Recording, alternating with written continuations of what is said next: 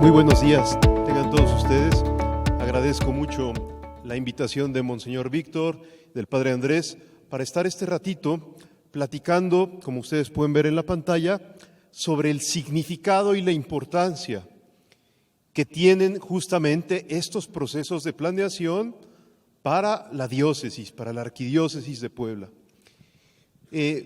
Ustedes ya vienen de un camino pues de consultas, de reflexión, de preparación remota, próxima, y seguramente muchas de las cosas que vamos a decir a continuación no les son extrañas. Tal vez lo importante es mirar con atención algunos ingredientes que seguramente todos conocemos, pero que pueden mostrar por dónde están los signos que Dios mismo nos está regalando para entrar en procesos profundos de revisión, de diagnóstico y de planeación para una diócesis como la Arquidiócesis de Puebla. En otras palabras, cada vez que una iglesia particular ingresa en estos procesos, hay momentos de alegría, cuando hay de repente cierta motivación, cierto ánimo, ciertas expectativas. Hay momentos como de apoltronamiento, de tristeza, de cansancio, porque de repente las cosas se empantanan, no nos hacen caso, lo que yo quería decir no lo pude decir y cosas por el estilo. Tratando de superar ambos escenarios, tanto el de el entusiasmo como el de una especie de apatía o de retracción o de tristeza, tenemos que ayudarnos todos juntos a reencontrar las razones por las cuales, más allá de estados de ánimo, vale la pena trabajar porque nuestra arquidiócesis se renueve. En la medida en que estos motivos aparezcan claros en nuestra cabeza y en nuestro corazón, vamos a poder dar pasos contundentes. Y sobre todo en los momentos en que haya cierto enfriamiento, cierto atorón, cierta dificultad, recuperar la conciencia que no es ni el arzobispo, ni el padre Andrés, ni los vicarios que puedan estar involucrados, los que son la razón más profunda, sino que es Dios mismo a través de ciertos signos, particularmente, por ejemplo, a través de la fuerza y motivación que el Papa Francisco nos regala a todos para reformar a la Iglesia, que tenemos que participar en procesos como este, procesos diocesanos que implican que todos participemos. Entre más de nosotros participemos en un proceso así, más verdadero y pleno será conforme a la voluntad de Dios. Si hoy algo quiere Dios para con toda la Iglesia, y en particular para con las diócesis que están reformando y renovando sus planes pastorales, es que exista, como vamos a ver más adelante, una profunda participación, basada en dos cosas, dice el Papa Francisco, en dos cosas: escuchar con humildad y hablar con valentía. Escuchar con humildad y hablar con valentía. Cuando solamente se escucha con humildad, de repente, pues sí, todos estamos sonrientes, todos somos muy sencillos y humildes, pero no colaboramos con lo que Dios quiere hacer a través de nosotros, de nuestra experiencia, de nuestra personalidad, de nuestra historia, a favor de la Iglesia. Cuando solamente hablamos con valentía y no escuchamos, pues hasta nos podemos volver odiosos y agresivos, porque queremos que nuestra palabrita sea la única y la última. Siempre son las dos cosas. En la diócesis se ha escogido una metodología de pastoral participativa que es muy afortunada, muy afortunada, porque de las muchas metodologías que hay en la actualidad, esta en particular nos va a colocar muy en sintonía con la reforma que el Papa Francisco está haciendo en la Iglesia Universal, como vamos a ver a continuación. Entonces, de eso se va a tratar esta pequeña reflexión introductoria, recuperar las razones para que más allá de estados de ánimo, que a veces pueden ser bonitos y a veces no tan bonitos, todos trabajemos con entusiasmo, con humildad y al mismo tiempo con parresía, con valor en el proceso de renovación de un plan diocesano que necesita ajustarse también a los signos de los nuevos tiempos. El primer ingrediente que su servidor quisiera ponerles a consideración es algo que seguramente todos hemos escuchado muchas veces y que es siempre lo más importante y fundamental al momento de ingresar a un proceso como este. Si el Señor no construye la casa, en vano se cansan los trabajadores. Si el Señor no es el que defiende la ciudad, en vano vigilan los centinelas. Este tipo de expresiones de la Sagrada Escritura lo que nos ayudan a descubrir es que el esfuerzo humano que todos ponemos al momento de hacer un plan es muy importante, pero no es lo decisivo. Hoy existen de repente dentro de la iglesia moditas, como queriendo hacer creer que lo que más reforma a la iglesia y renueva a la iglesia es cierto programa de calidad total, cierta estrategia de planeación, cierto estilo tal vez tomado del mundo empresarial y aplicado a la iglesia, y todo eso puede ser interesantísimo y hasta valioso. Y sin embargo, nunca es lo decisivo. Lo más decisivo siempre es que en un proceso de renovación y de reforma, yo sea el primero que me renueve y me reforme. Es falsa la reforma de la iglesia que no implique conversión personal. De hecho, la renovación de la iglesia o parte de la renovación personal o se vuelve simplemente un recurso cosmético.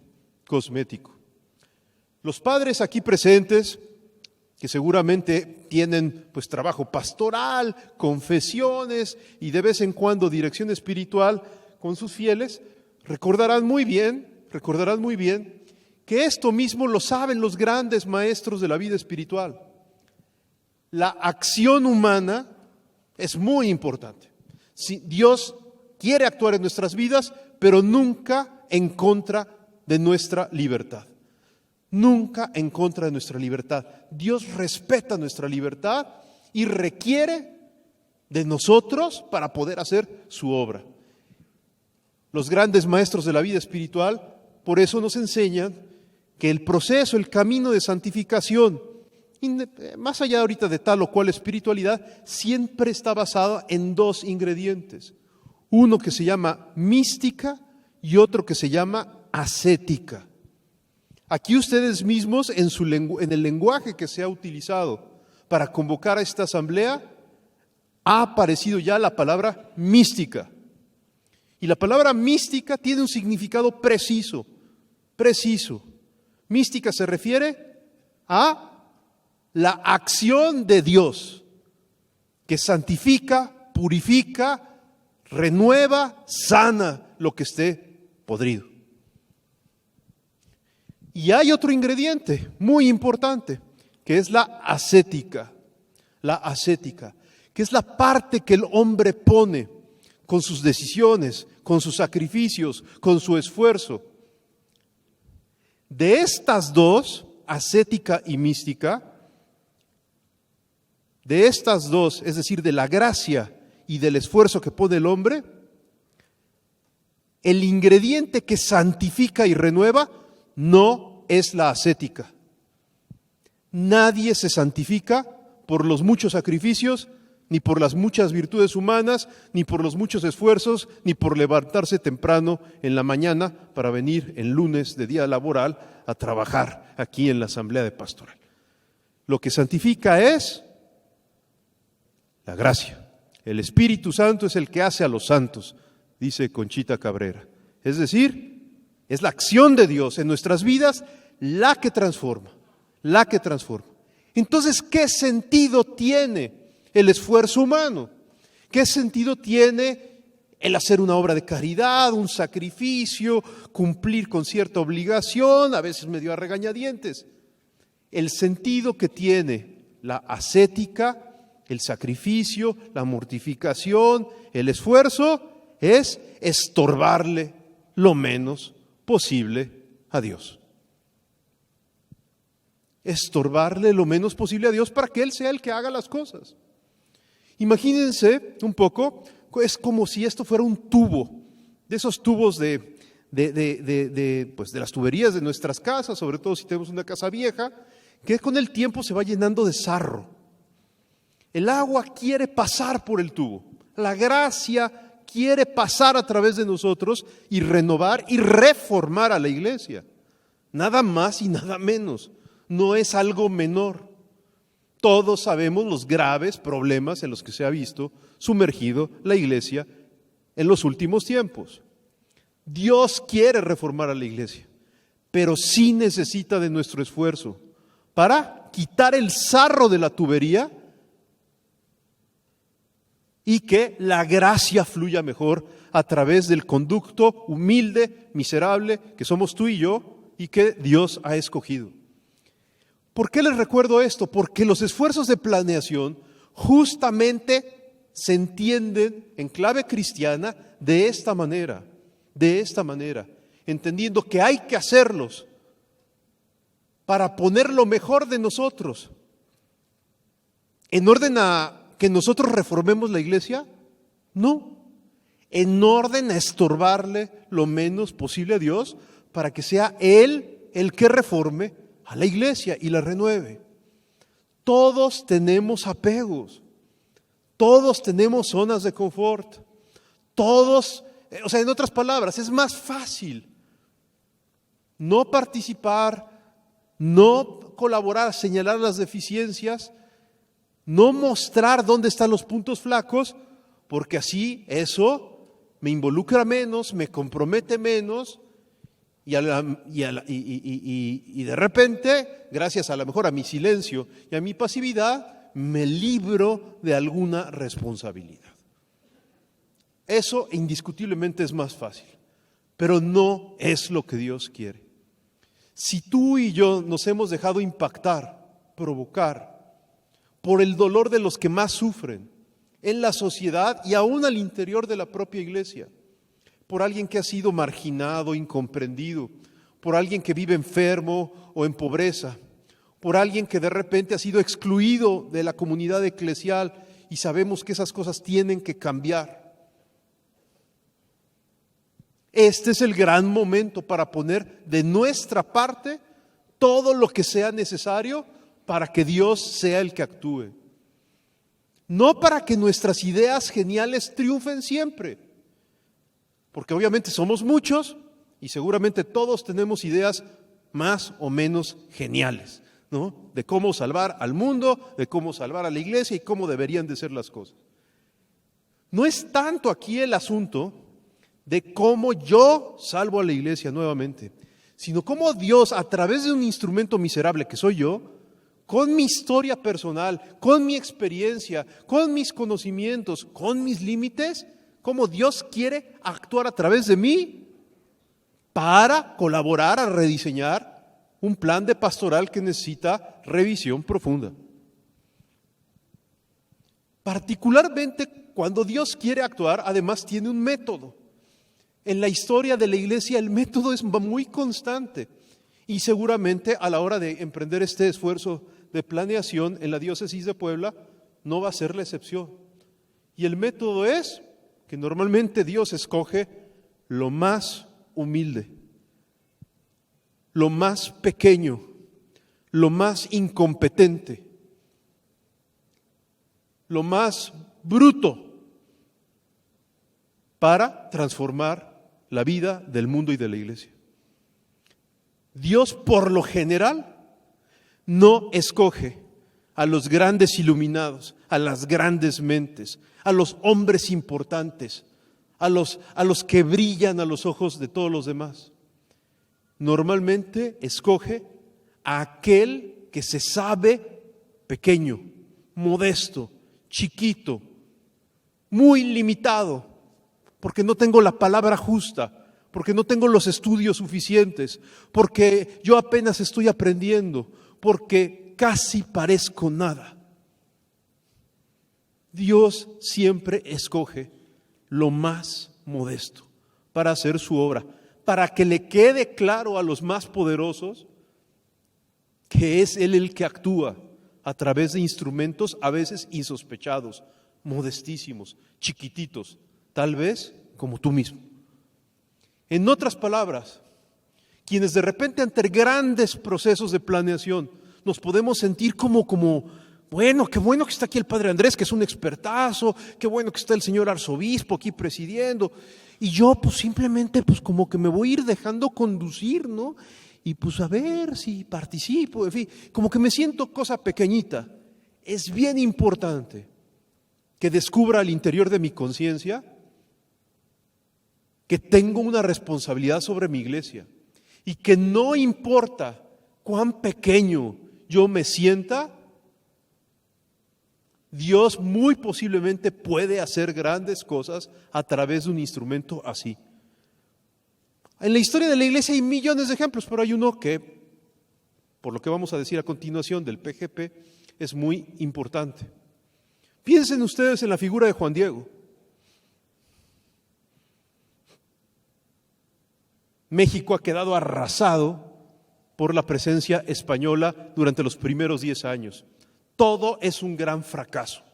Hay un colapso demográfico. Los que no han muerto por la espada han muerto por enfermedades. La disminución poblacional es prácticamente del 80%.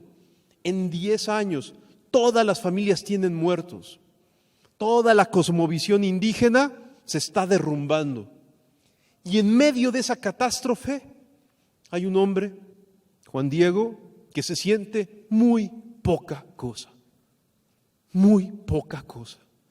Soy escalerilla, soy cola, le dice a María de Guadalupe. Es decir, soy lo último, soy el más pequeño, soy el más pequeño. Parece que es como decir, yo prácticamente no puedo aportar nada de nada.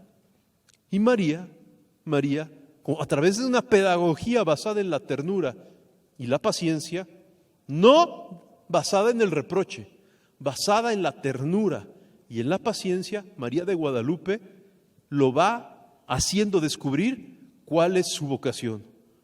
Una vocación que a los ojos de las fuerzas puramente humanas parece muy grande. Si Juan Diego confiara en sus fuerzas humanas, en su palabra sabia, en su gran porte, en su gran presencia, jamás se hubiera animado a seguir la voluntad de María. ¿Qué le pide María? Ve y habla con el obispo. Quiero una casita aquí en estas tierras. Cuando vemos eso, si hoy a veces nos da como que cosita, como que sabemos que hay hasta dificultad para acercarnos al obispo, imagínense cómo era que un indígena de un mundo que se estaba derrumbando y en donde todo estaba fracasando, que un indígena se acercara al obispo y le dijera, pues ¿sabe qué, señor obispo? Más allá de sus planes pastorales y de sus ideas geniales, María de Guadalupe quiere que aquí se le edifique un templo.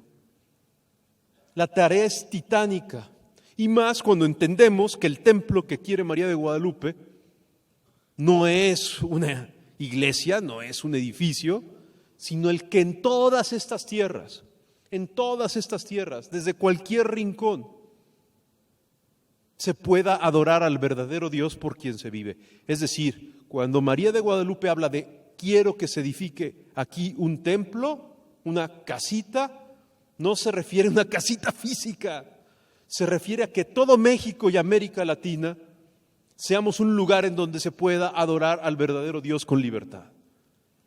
Ese es el verdadero templo. Pues ese gran proyecto de renovación y de transformación, de proyecto, o sea, de visión grande, grandísima, se lo encarga María de Guadalupe a aquel que se considera y se descubre más insignificante y torpe. ¿Por qué a él? Para que brille con gran fuerza que no es él el que hace las cosas, que no son los grandes planes que no son los grandes sabios los que transforman a la iglesia, sino que son las almas menudas, las personas pequeñas que saben que no pueden, pero que confían en que Dios sí puede. Particularmente puede cuando escoge un instrumento modesto como tú o como yo. No sé si me explico. Esta es la primera idea. Si Dios no construye la casa, en vano trabajamos en un plan de pastoral. Cuando decimos esto, ahí decimos, sí, por eso hay que rezar y ir a misa, aquí con el señor obispo y todo. No solo eso. Significa principalmente esta expresión que tú y yo, independientemente de si estamos bien, mal preparados, tenemos una responsabilidad y en una de esas Dios quiere actuar de manera decisiva a través de tu conducto y de mi conducto. Entonces, que nadie en la asamblea de pastoral y en el proceso de planeación se sienta excluido, incompetente, anulado, marginado, porque entre más conciencia haya de nuestra pequeñez, más podrá Dios actuar. Está llegando aquí Monseñor Víctor, le damos un aplauso de bienvenida.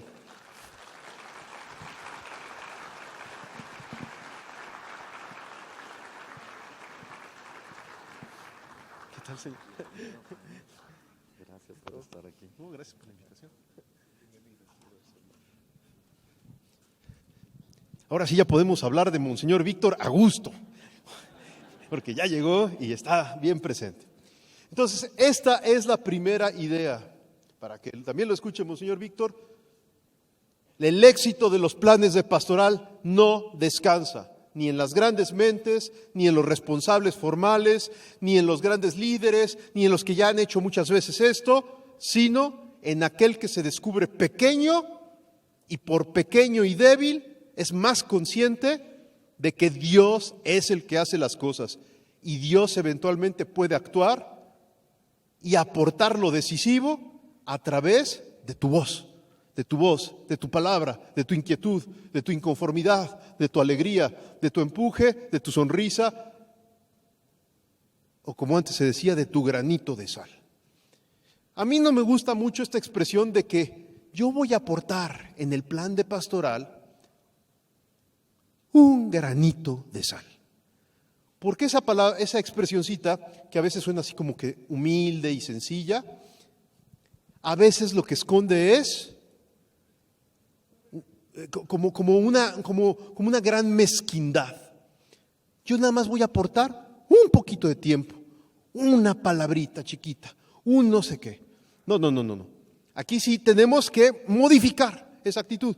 A lo mejor no somos ni sabios, ni letrados, ni expertos en nada de estas cosas, pero Cristo no pide un granito de sal en mi vida. Cristo demanda toda la vida, toda la vida. Entonces, con valentía, con entrega, lo que haya que decir, lo que haya que ofrecer, que muestre que somos hombres y mujeres dispuestos a dar no un granito de sal, por amor de Dios, sino toda la vida por Cristo y por nuestra iglesia. La valentía de la que habla el Papa, cuando nos dice que hay que escuchar con humildad y hablar con valentía, no se refiere a una especie de esfuerzo titánico de la voluntad donde yo me vuelvo un superhéroe y entonces tengo un acto de heroísmo. No, se refiere a que Cristo me invita a seguirlo radicalmente, a que me entregue todo yo a Cristo. Y en este proceso diocesano, lo importante es que si tengo algo que decir, si en conciencia sé que me he dado cuenta de algo que aportar, que corregir, lo diga confiando en que Cristo, que me pide todo, también me pide todo al momento de participar, inventar, crear, diagnosticar o lo que sea. Más o menos se va mirando esto respecto de la primera lámina. Entonces, ¿cuál es el sentido de la planeación pastoral diocesana? Más allá de una metodología, más allá del éxito que pueden tener ciertos indicadores, recursos administrativos, lo más importante es descubrir que mi participación tiene como objetivo estorbarle lo menos posible a Dios para que Él renueve la iglesia de Puebla, para que Él sea el que renueve la iglesia de Puebla a través mío, eso sí, a través de lo que Él quiera hacer, a través de mis conocimientos, habilidades, historia, etc. ¿Qué dice el Papa Francisco respecto de estas cosas? Alguien puede decir, bueno, a continuación entonces se van a venir comentarios como generales, pero no, el Papa Francisco al visitar México convocó a todos los obispos, a la Catedral de la Ciudad de México.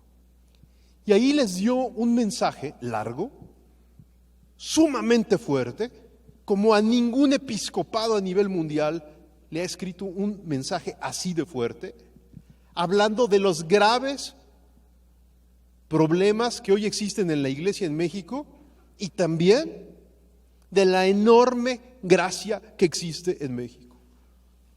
El Papa no doró la píldora, no matizó el lenguaje, no fue dulce y así como a veces nosotros somos medios barrocos, medios chile en nogada, así medio como que poniéndole un saborcito para compensar el otro. No, el Papa fue frontal, directo, hasta brutal en algunos momentos. ¿Por qué? Porque dijo cosas que tocaron llagas muy fuertes, muy fuertes. Señores obispos, si tienen ustedes diferencias y se tienen que pelear, peléense como los hombres, dice el Papa, de frente. Y después, abrácense y perdónense y a seguir caminando. En ese tono. Y ustedes ojalá luego puedan revisar ese discurso. Es muy importante y muy interesante, porque en el fondo es lo que el Papa le pide, no solo a los obispos, por supuesto, sino a toda la iglesia. Todo ese discurso es como si el Papa nos dijera, ya dejémonos de tonterías, de ñoñerías, de ambigüedades, y entendamos que estamos en una situación delicada,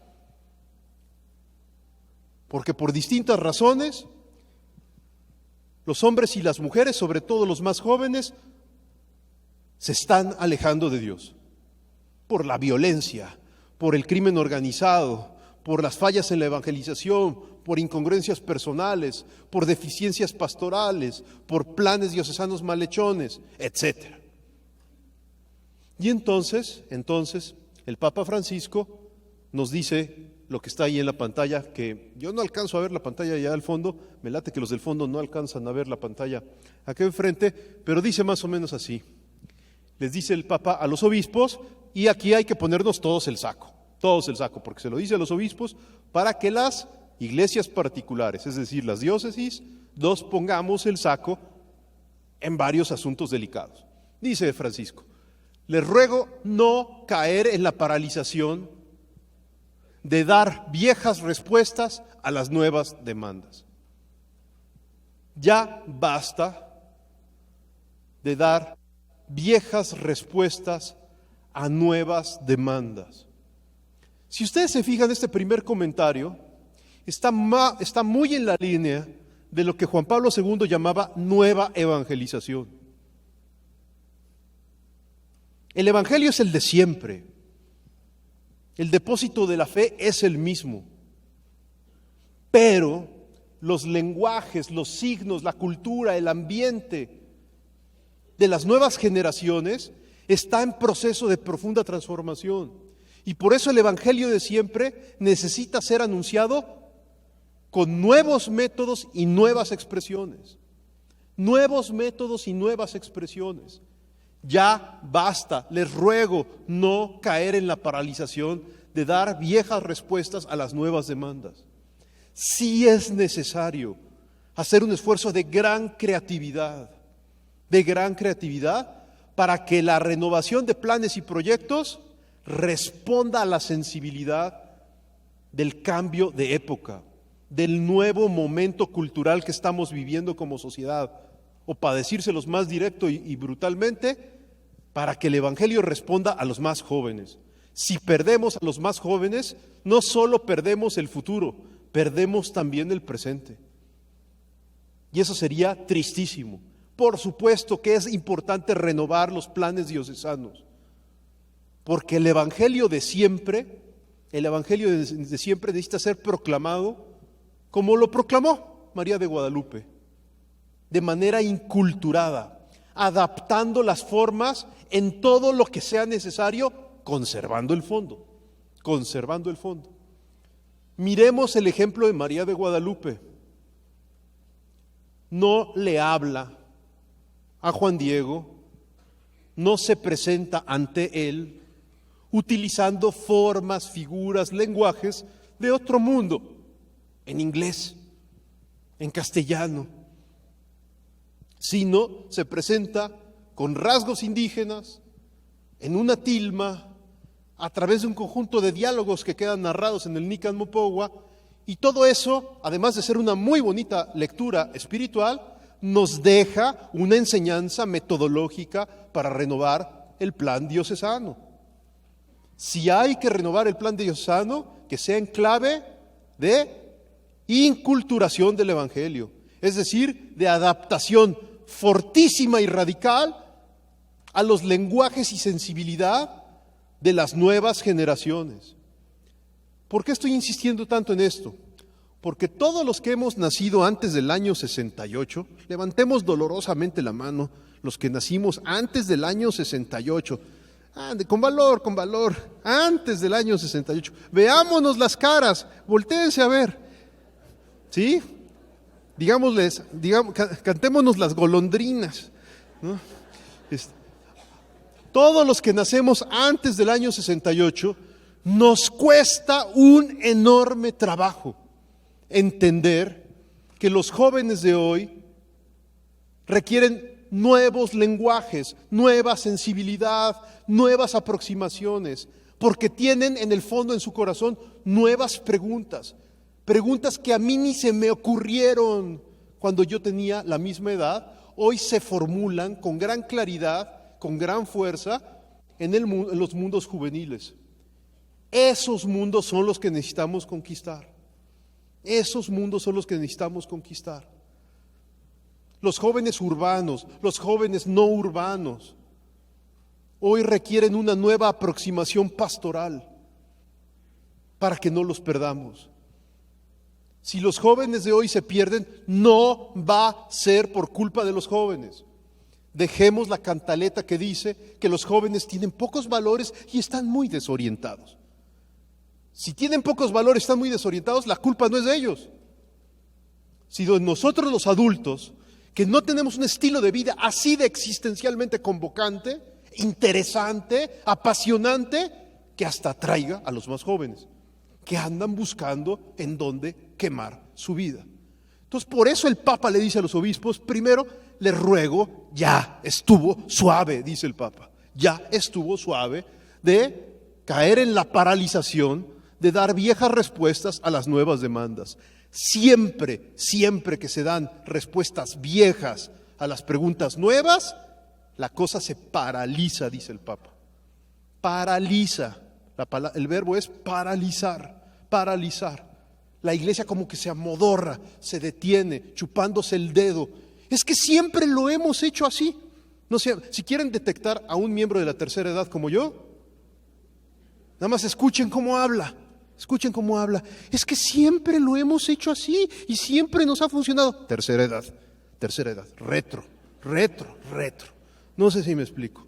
El Papa nos dice, ya basta. La mirada evangelizadora, fuerte, de vanguardia, ajustadísima a las exigencias del corazón y de la sensibilidad de los más jóvenes. Siempre que se adaptan las formas para conquistar un ambiente difícil, adverso, novedoso, hay riesgos de terminar siendo uno absorbido por ese ambiente. San Pablo por eso dice, yo no corro como a la aventura, sino que castigo mi cuerpo, no sea que habiendo yo anunciado el Evangelio, vaya a resultar descalificado. Fin de la cita. Es decir, si estamos llamados a hacer un enorme esfuerzo de creatividad y de adaptación a las nuevas sensibilidades propias del cambio de época, tenemos que hacerlo desde un profundo compromiso con la renovación de nuestra vida espiritual. Si no nos lanzamos fuerte a acercarnos más radicalmente a Cristo y a María, confiando en que ellos pueden hacer con nuestras vidas unas vidas santas, si no confiamos en eso, por supuesto que un esfuerzo como la planeación diocesana, un esfuerzo de adaptación de formas, un esfuerzo de entrar a nuevos ambientes juveniles, a nuevos lenguajes, a nuevos estilos, puede ser muy peligroso y nos vamos a extraviar. No por la adaptación de las formas, sino por haber descuidado la vida espiritual. Adaptar las formas con riesgo no es malo. Lo malo es descuidar la vida espiritual. ¿Sí se ve este primer punto con claridad? Siguiente rengloncito de lo que dice el Papa. Ay de ustedes si se duermen en los laureles, le dice el Papa viéndoles a los ojos a los obispos mexicanos. Ay de ustedes si se duermen en los laureles. Ay de ustedes si nada más sonríen y hacen como si, como moscas muertas, ¿no? Como si yo estuviera renovando la iglesia, como si estuviéramos haciendo un plan diocesano, como fingiendo, pues. Ay de ustedes si se duermen en los laureles. Es necesario no desperdiciar la herencia recibida. Si ustedes revisan los documentos preparatorios para esta asamblea, se insiste en varios momentos en que hay que recoger la riqueza del anterior plan diocesano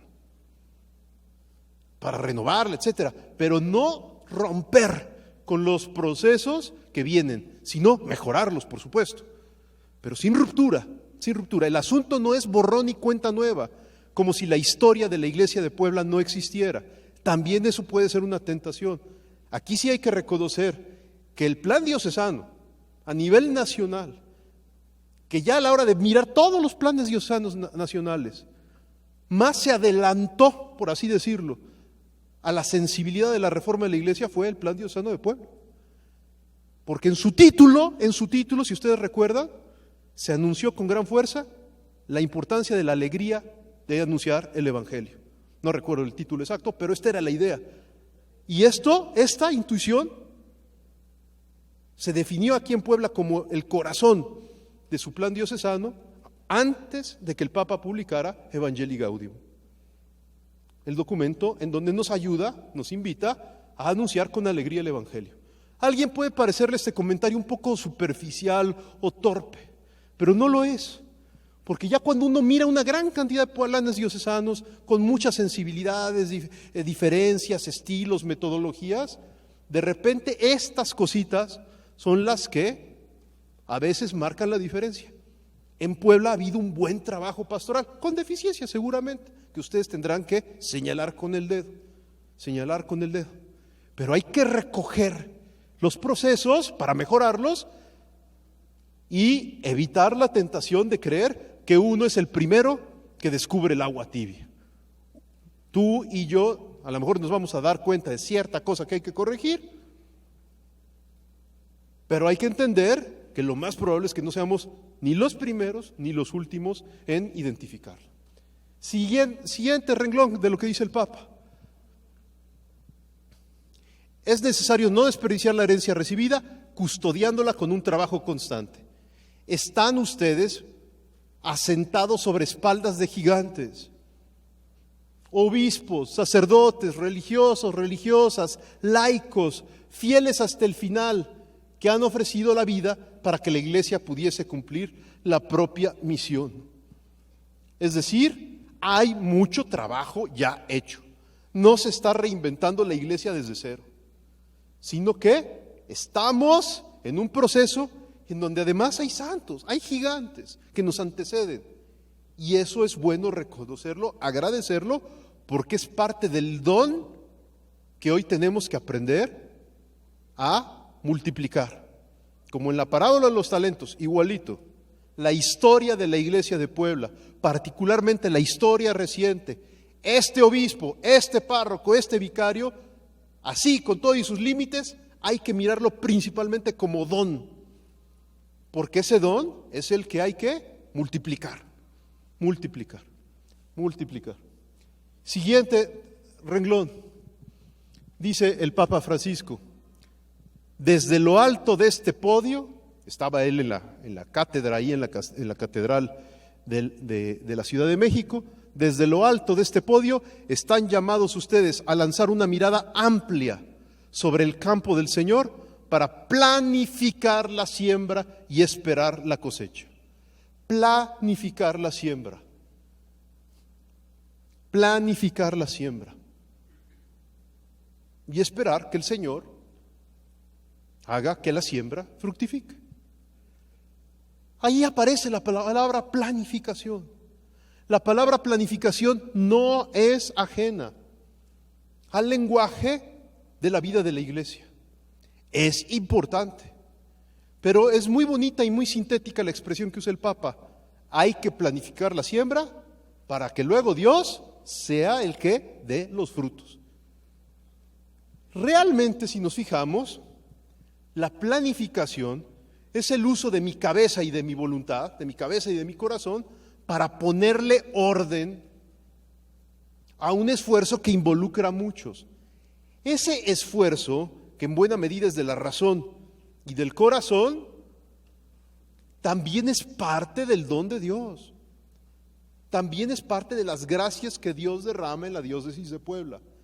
Es decir, los dones que Dios te ha dado son dones para el servicio de la comunidad, son ministeriales. Y parte del don que Dios te ha dado es la cabezota, la razón, con la cual vas a hacer un plan.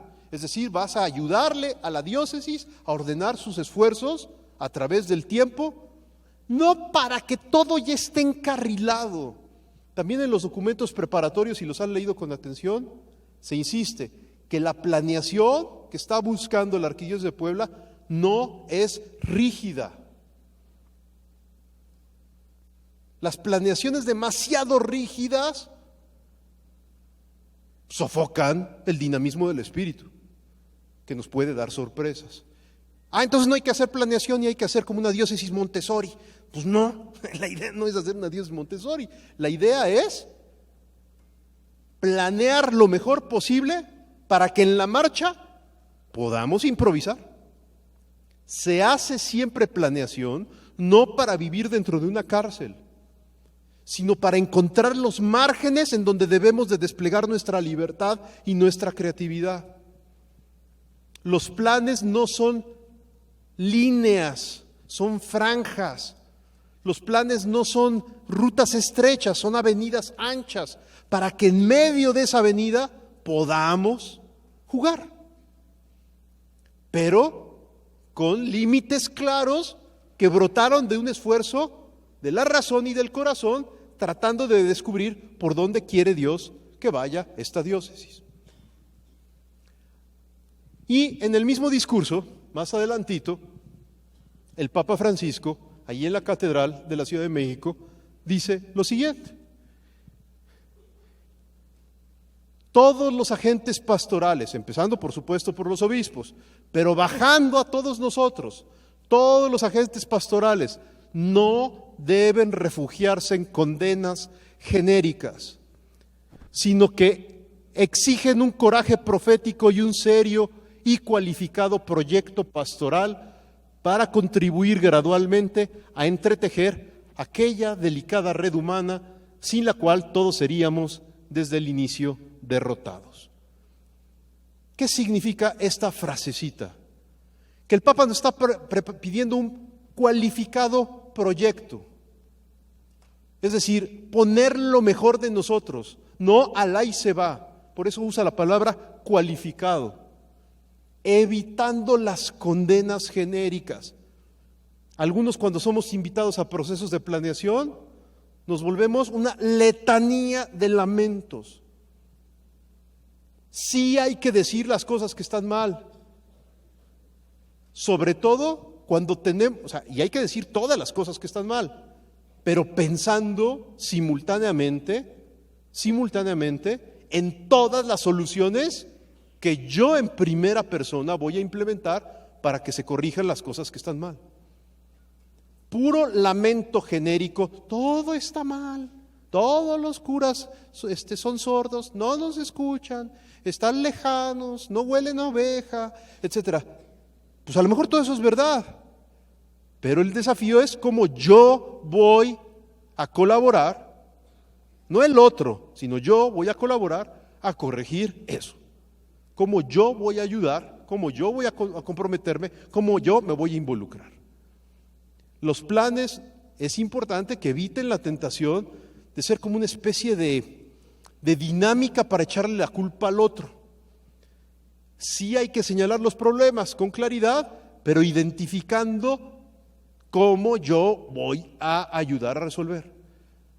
En otras palabras, nos tenemos que hacer cargo de la iglesia. Es decir, asumir a la iglesia bajo nuestra propia responsabilidad. Y haciéndolo así, entonces por supuesto que hay problemas, pero hasta empezamos a moderar la crítica, porque sabemos que parte de la culpa de que las cosas no estén muchas veces bien, pues atraviesa por mí, por mi indolencia, por mi apatía, porque he creído que la responsabilidad es de otros y no me doy cuenta que lo que más importantemente renueva la iglesia es mi conversión, no la del párroco, no la del obispo, sino la mía. Eso es lo que más transforma y reforma a la iglesia. Y aquí el Papa dice, si ustedes ven este parrafito, dice, ya basta de condenas genéricas, hay que contribuir gradualmente a entretejer una red humana,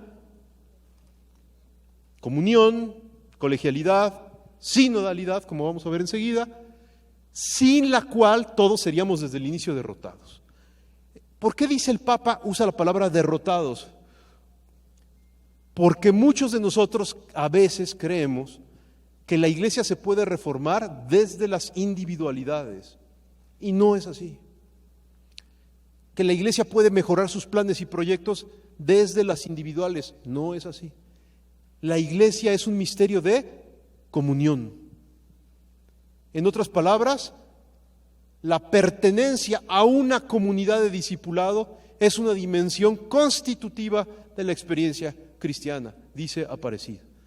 Tenemos que aprender a trabajar junto con otros, no fracturándonos una y otra vez con aquel que presenta una ligera diferencia con lo que yo pienso, sino que tenemos que trabajar en red, aprender a trabajar en red, decía en este discurso, y ahora ya más recientemente usará la palabra sinodalidad. Es decir, trabajar en comunidad, trabajar todos juntos, laicos, consagradas, consagrados, sacerdotes, obispos, trabajando conjuntamente, en comunión. Solo trabajando en comunión, la fe se vuelve digna de ser creída. La fe se vuelve creíble, no tanto por los rollazos como el de esta plática, sino por nuestro testimonio de comunión. Cuando un joven medio escéptico, medio alejado de la iglesia, ve que sus padres se perdonan, ve que dos personas distintas se abrazan, aunque hayan pensado de manera diversa, empieza a sospechar este joven que el Dios cristiano, en una de esas, sí es el verdadero.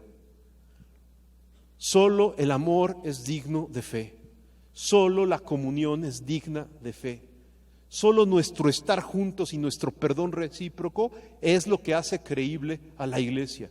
Si la iglesia hoy ha perdido credibilidad, perdón, de veras, no es por el padre Maciel ni por los muchos abusos sexuales, no. El principal factor de pérdida de credibilidad es nuestra esquizofrenia, nuestras personalidades múltiples. El carismático no le habla al del Opus, el del Opus no le habla al legionario, el legionario no habla con los jesuitas, el jesuita le saca la lengua al dominico, el dominico odia a mi mamá y mi mamá odia a todos. No sé si me explico. Ya basta de vivir una iglesia esquizofrénica, de personalidades divididas, en donde cada quien quiere trabajar para su miserable secta, eclesiola, Nada más hay una iglesia, la iglesia comunión, en donde con distintos carismas todas las partes son igualmente importantes. Y el ejemplo y digamos, la metáfora que utiliza San Pablo es muy potente.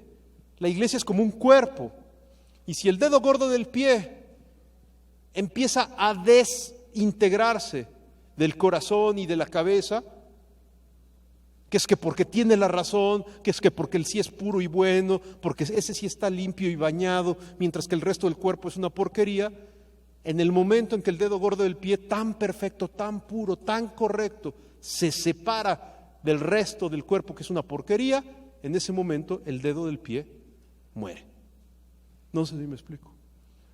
Todas las personas que contribuimos con nuestra lengua, con nuestra bocota, a dividir a la iglesia, predicando nuestro carisma personal por encima del misterio de la iglesia, lo único que hacemos es matar a la iglesia y disminuir su credibilidad.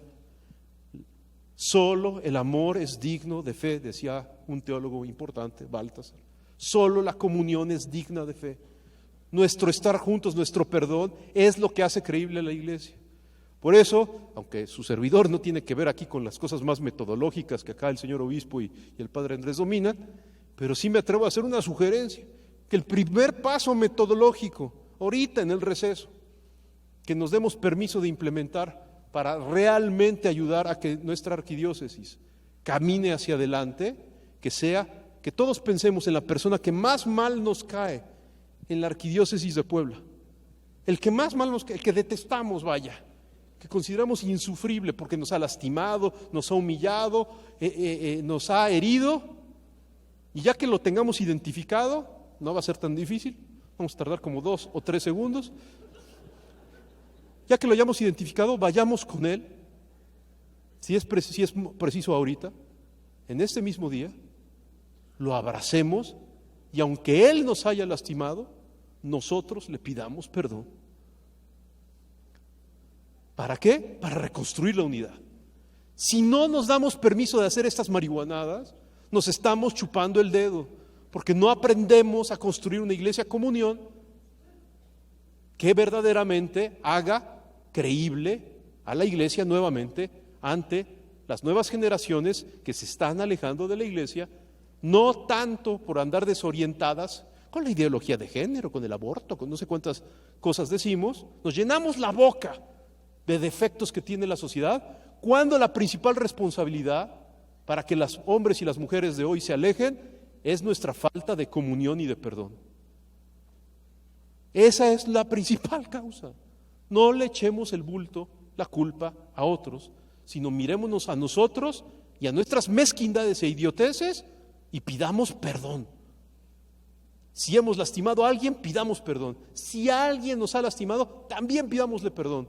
El objetivo no es que nos sintamos bien, el objetivo es que volvamos a dar testimonio de unidad y reconstruyamos los puentes que a veces están rotos.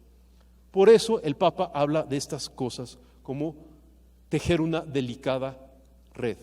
Ya para ir cerrando un poco esta reflexión, los obispos mexicanos respondieron a esta fuerte llamada de atención del Papa a través del Proyecto Global Pastoral 2031-2033. Monseñor Víctor estuvo ahí en las asambleas, vio qué difícil fue hacer esta cosa. Hubo momentos en que prácticamente el proyecto estaba naufragando. ¿Por qué? Por nuestras torpezas, por nuestra mezquindad, por nuestro desorden, por nuestra chambonería, porque en el fondo no le queríamos dar el golpe como iglesia al desorden mayúsculo que traemos como iglesia. Pero por fin, como siempre, ¿no? Dios nos ayuda, se renovó el equipo organizador del PGP, en fin, y salió una cosa potente. El PGP no pretende ser la última palabra en nada, pero sí es un piso para todos. No es un techo, es un piso para que nos paremos bien en el PGP, que es el proyecto que la iglesia, toda la iglesia, todos los obispos han consensado para caminar en la reforma y en la renovación de la iglesia y llegar al 5º centenario de las apariciones de la Virgen de Guadalupe en el año 2031, no solo con flores y cantos, sino con frutos de evangelización inculturada y con una iglesia más al estilo de la vida de Jesús. El PGP lo que nos propone es estar atentos a los signos de los tiempos para transformar todos nuestros métodos de evangelización y ser pertinentes, como María de Guadalupe fue pertinente a las exigencias de un nuevo mundo que nadie sabía cómo interpretar. De la misma manera como hace 500 años María de Guadalupe hizo el milagro de la evangelización, hoy nos tenemos que poner en sintonía con ella y con Juan Diego para reformar y renovar todo lo que haya que reformar y renovar y llegar al 2031 con frutos, con agradecimiento y no con un desastre y una iglesia chambona que no sabe ni a dónde va. Esa es un poco la idea del PGP. Y la otra fecha que está anotada es 2033, que celebraremos los 2 milenios de la redención, 2000 años de la redención. El día 4 de marzo de este año, por primera vez el Papa Francisco ya en un discurso menciona que en el año 2031 se celebrará el 5º centenario de las apariciones de la Virgen de Guadalupe y en el año 2033 el 2º milenio de la redención. Es decir, ya el Papa acogió esta intuición de los obispos mexicanos y ya la reconoció como parte del programa de la Iglesia Universal.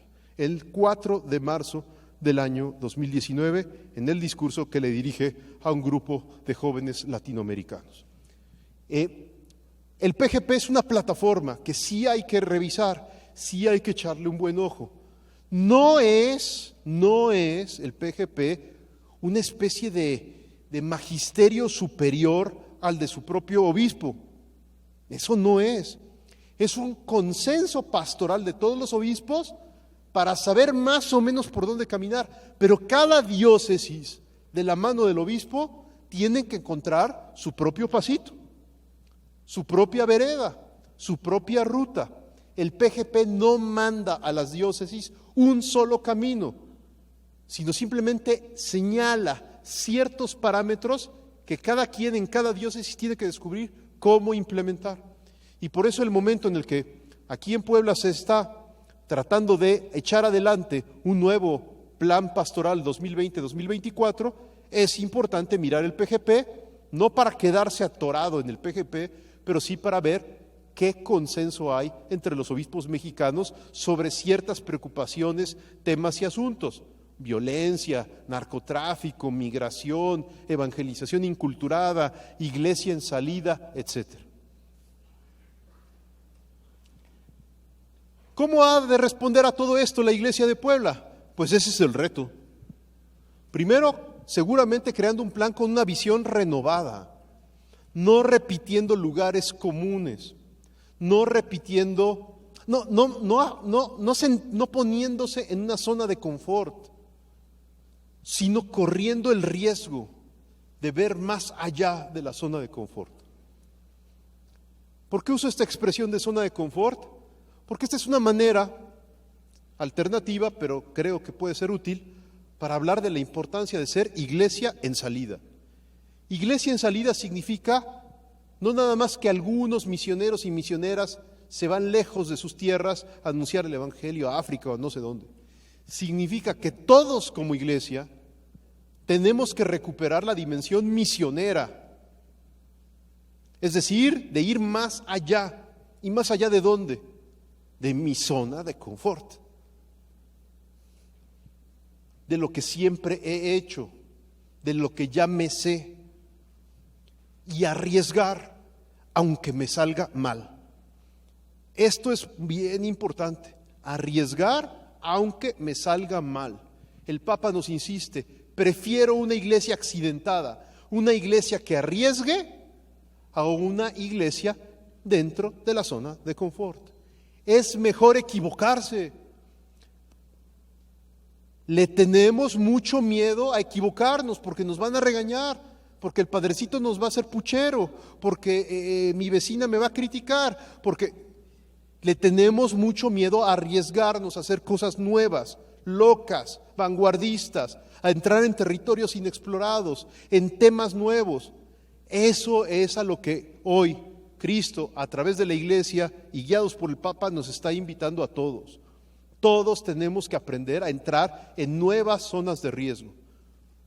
¿Por qué? ¿Nada más por vivir en el riesgo? No, no es por afán de novedad o de andarle haciendo ahí al adolescente imprudente, sino porque estamos dejando importantes territorios sin el anuncio del Evangelio, creyendo que por riesgosos y peligrosos no estamos llamados a entrar en ellos.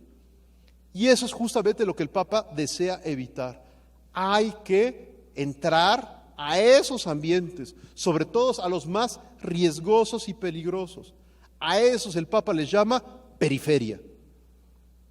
Las periferias no son los cinturones de las ciudades, esa es una periferia geográfica, pero las periferias que el Papa menciona son las periferias geográficas y existenciales, son las periferias temáticas, son las periferias, es decir, las actividades, las ocupaciones, los estilos de vida más alejados de lo que tradicionalmente uno ha vivido. Allí es donde tenemos que estar especialmente presentes. Tenemos que hacer planes para estar en el corazón de las culturas gay, de los movimientos proabortistas, en el corazón de los grupos políticos más espantosos, en el corazón de los ambientes familiares más difíciles, de los matrimonios más heridos, y en todos esos lugares sacar la espada y combatir y cortar cabezas. No, sino anunciar la ternura y la misericordia de Dios. Porque solamente anunciando la ternura y la misericordia de Dios se reconstruyen los puentes y no se hacen muros. Si yo delante de un problema gravísimo que existe en la iglesia o en la sociedad, asumo la actitud del guerrero y saco la espada cortando cabezas, el final de la historia es que polarizo más a la sociedad. Es decir, las heridas las agrando. Es como si alguien tiene una pequeña herida y yo, en vez de sanarla, la jalo todavía más con mi extremismo. Pero es que estoy combatiendo al enemigo. El Evangelio no nos invita a combatir al enemigo. Nos invita a sanar al enemigo, a abrazar al enemigo, a acoger al enemigo, a defender al enemigo, no en su error, sino en su persona.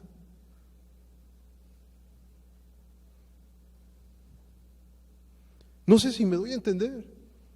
La iglesia está llamada a vivir dramáticamente, radicalmente la misericordia, para abrazar a todos y tender puentes hacia todos, sobre todo a las zonas, a los ambientes más alejados de Dios. Precisamente eso es una visión renovada basada en salir de la zona de confort, y arriesgarme a ser una verdadera iglesia en salida. El segundo bullet que está ahí en la pantalla dice: para corregir vicios fuertemente enquistados. No es expresión mía, sino que en los documentos que me hicieron favor de compartirme y que preparan esta asamblea, se señala con gran claridad que sí hay que corregir un conjunto de vicios seriamente enquistados. ¿Cuáles son los primeros vicios que tengo que corregir? Los míos. Porque es bien fácil comenzar con los de mi párroco. De veras, es súper fácil, ¿no? Pues el párroco es una persona pública, ¿no? Sus miserias son totalmente transparentes. Él cree que no se notan, pero todos sabemos que los vicios del párroco son absolutamente claros y evidentes. Y entre más los intenta ocultar, más se le notan. En fin, tratémoslos con cariño. A lo mejor ellos quieren seguir creyendo de que no se ven sus defectotes, pero todos sabemos pues de que son muy visibles. Bueno, pues esos defectos que todos los queremos, que todos los sabemos, etcétera, ¿son graves? Sí. ¿Son feos? Sí. ¿Hay que corregirlos? Sí. Pero no son los primeros. Los vicios que hay que quitar y corregir, en primer lugar, son los míos, mis babosadas, mis tonterías, mis mezquindades, mis egoísmos. Ay, como el padre no me hace caso, entonces yo ya me voy. Ese tipo de tonterías y estupideces son los primeros que hay que corregir. Son los primeros que hay que corregir. Porque si solo cuando la gente me cae bien voy a trabajar a favor de Cristo y de la iglesia va terminando ser un club de vida social y de gente nice, ¿verdad? Que se siente muy a gusto y cuando uno se siente a gusto se va. Pues para eso mejor váyanse a un bar, ¿no? Un antro ahí con sus amigotes y eso a lo mejor es la experiencia de ser iglesia. Pero la iglesia que nos pide Jesús y que hoy nos recuerda el Papa Francisco es la iglesia en donde nos abrazamos todos para caminar juntos, en donde corregimos fuertemente vicios que están profundamente enquistados, particularmente en mi vida, porque esos sí están en mis manos. Los vicios que no están en mis manos, como son los vicios de mi prójimo, pues es re fácil reprocharlos, pero no corregirlos. Los que sí se pueden corregir son los que están en mis manos y son los míos, porque basta con que yo decida dejarlos para que empiecen las cosas a hacer de otra manera. Y el tercer bullet dice ahí, para renovar, la Arquidiócesis de Puebla responde buscando renovar el anuncio del Evangelio en tiempos de cambio de época. Es decir, el cambio de época no está allá afuera, no está fuera de la iglesia, el cambio de época está en medio de nosotros mismos somos, por así decirlo, víctimas del cambio de época y tenemos que reaprender a hacer las cosas para anunciar el Evangelio de manera ajustada a este nuevo escenario. El Papa Francisco, justamente mirando que los desafíos que vive la Arquidiócesis de Puebla no son solo de la Arquidiócesis de Puebla, sino son de la Iglesia Universal, está intentando ayudar a la Iglesia a descubrir como un gran método que fluye a través de todos los métodos de planeación y de rediseño de la Iglesia. Un gran método. De hecho, método termina en odó, que se parece mucho a esa otra palabra que está ahí puesta en la pantalla, sin odó. Porque odó significa camino, odós significa camino. Sínodo significa caminar juntos, caminar juntos. Hoy el Papa nos pide redescubrir una dimensión olvidada de la vida de la Iglesia, que se llama sinodalidad, sinodalidad. ¿Qué significa esta palabra? No es una moda, no es un eslogan, ni siquiera es una metodología de planeación participativa. Sinodalidad es algo más, es un estilo permanente de ser iglesia. Ningún espacio ni ambiente dentro de la iglesia puede quedar al margen de la sinodalidad. ¿Qué es esto de la sinodalidad? Sinodalidad significa, como se ve en la foto ahí, caminar juntos, todos corresponsables del destino de la iglesia. ¿Por qué el Papa insiste tanto en esto? Porque la iglesia nació sinodal. La iglesia nació justamente con un colegio de obispos acompañados de diáconos, de mujeres evangelizadoras, de romanos, de judíos, de incoherentes, de pecadores, de pecadoras, de mujeres de la vida galante, que aprendieron a caminar juntos. Entonces, primera cosa, caminar juntos no significa caminar juntos con los puros y perfectos, no. Eso haría de la iglesia una secta de puros. Todas las sectas nacen así. Nosotros somos los puros, gracias Señor, porque yo no soy como ellos, como los demás. Así nacen todas las sectas, sintiéndose los puros, los elegidos, los mejores, los coherentes. No, sinodalidad corrige eso, significa caminar con todos, hasta con los más alejados, que también son parte de la iglesia. No solo los expertos en cosas de la iglesia son iglesia, sino que tenemos que hacer un camino, un método general y permanente en la iglesia para que todos podamos encontrar camino en ella. Todos. Segunda cosa que implica sinodalidad, significa escucharnos permanentemente. Escuchar el dolor del pueblo en donde nos encontramos, hasta escuchar dentro de ese dolor la voz de Dios. Escuchar las alegrías del pueblo en donde nos encontramos, hasta escuchar al interior de esas alegrías la alegría de Dios. Por eso el Papa dice, sinodalidad significa redescubrir que el sentido de fe, el sensus fidei, el sentido de fe individual, se puede hacer sensus ecclesiae, sentido de iglesia, y eventualmente consensus ecclesiae, consenso de iglesia. ¿Por qué hay que escuchar a la iglesia, al pueblo de Dios, a todo el pueblo de Dios, y escucharlo con atención?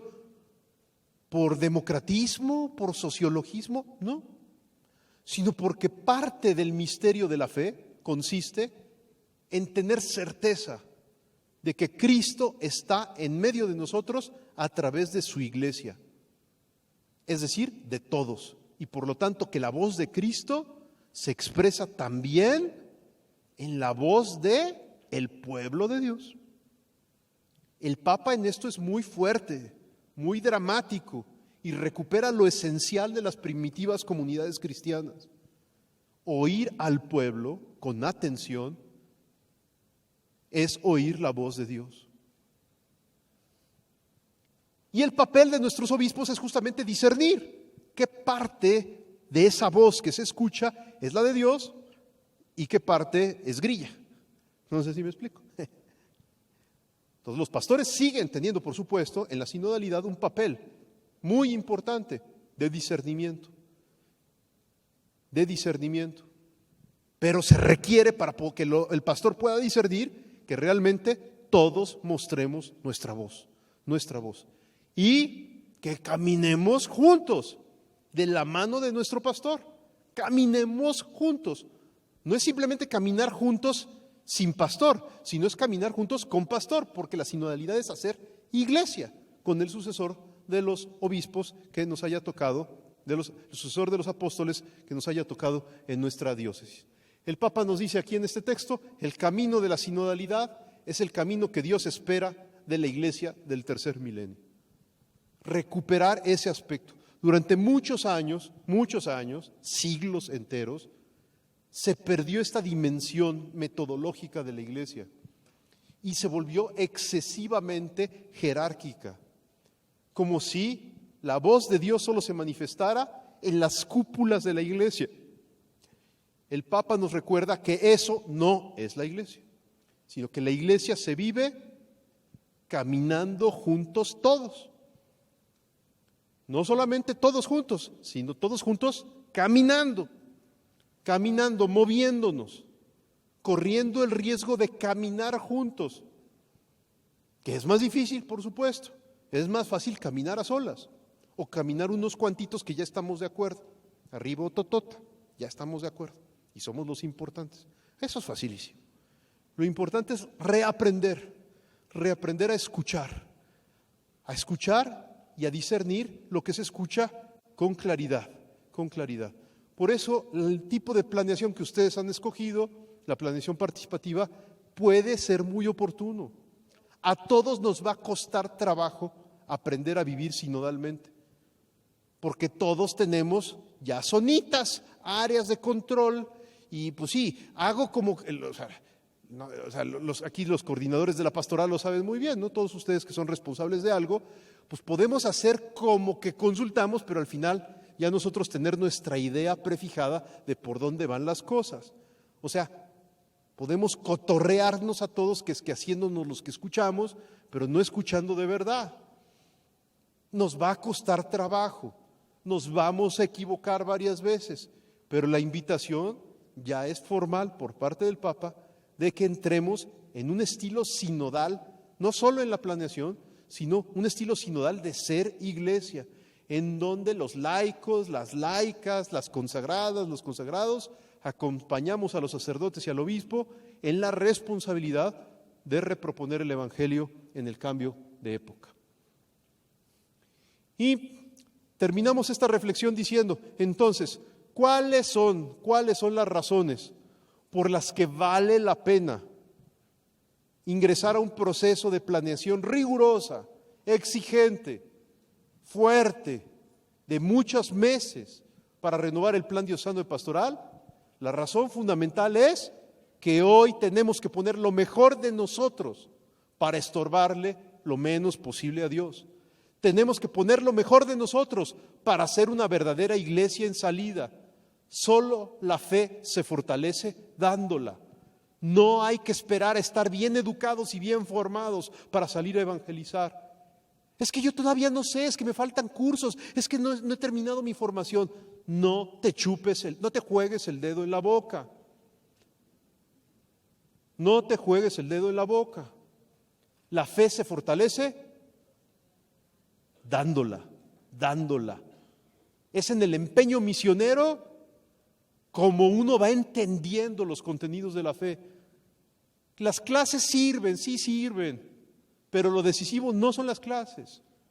Allí en el pizarrón, ahí en el salón parroquial, en no sé dónde, en el seminario, en el aula de teología.